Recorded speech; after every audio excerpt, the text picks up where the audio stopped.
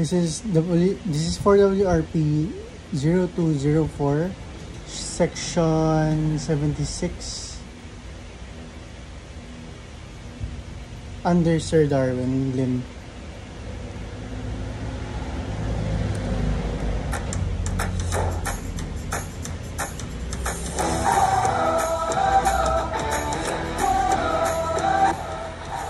Good day everyone. For this week's independent learning, we will focus on balance. But first things first, let us define what balance is.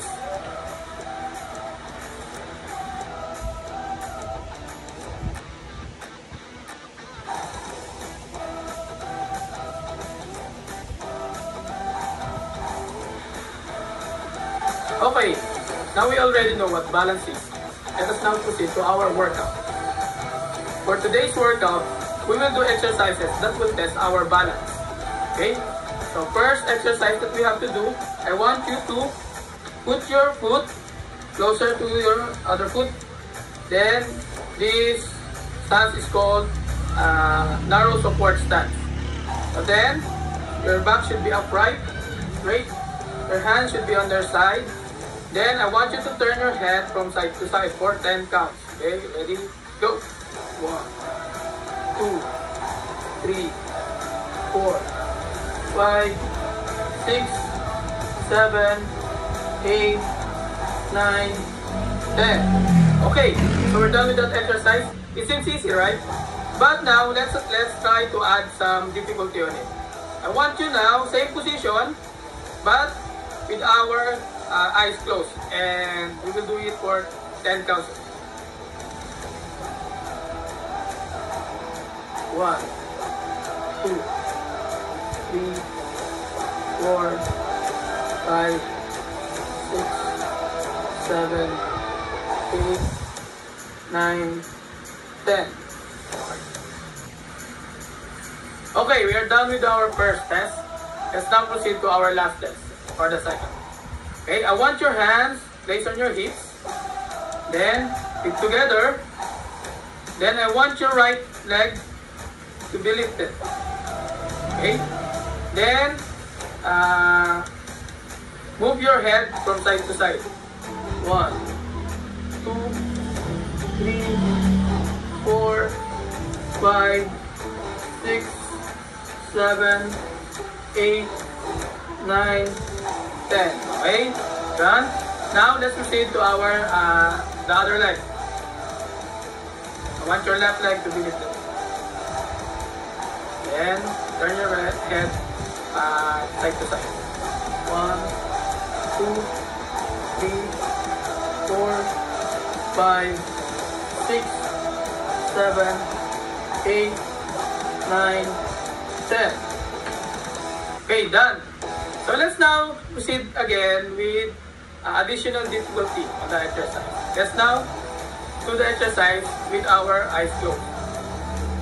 Let's start with our right, but now we will turn our head for 6 times. 1, 2, 3, 4, 5, 6. Quite difficult. Okay, other side. With your left leg, your right leg should be planted on the ground. Okay, turn your head side to side again for 6 times. 1, 2, 3, 4, 5, 6. Okay, done with our test. I hope you can do better. So we are done testing our balance. Let's now proceed to our main workout. These exercises will help us develop our balance.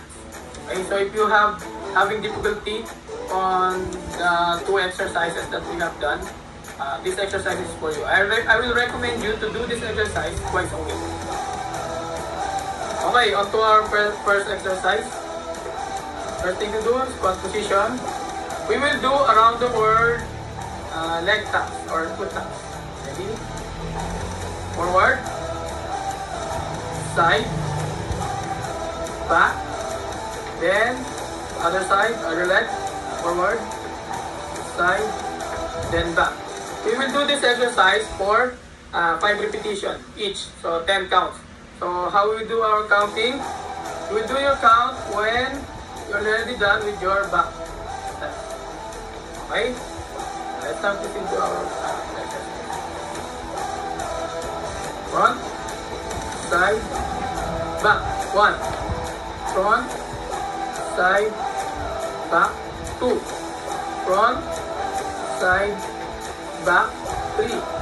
Front, side, back. 4.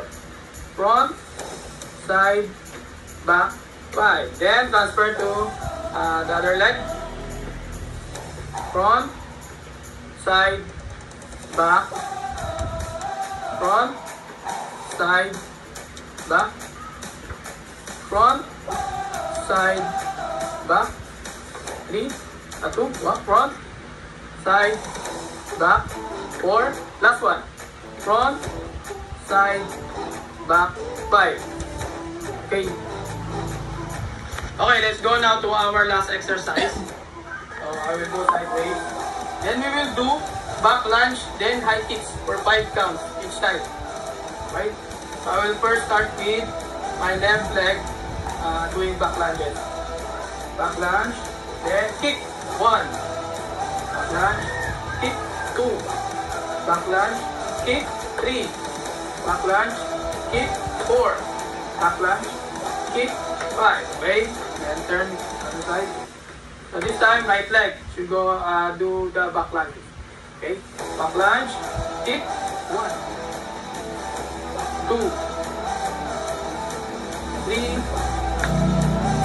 4, 5. Okay? So we're done with our workout. And I hope you enjoyed.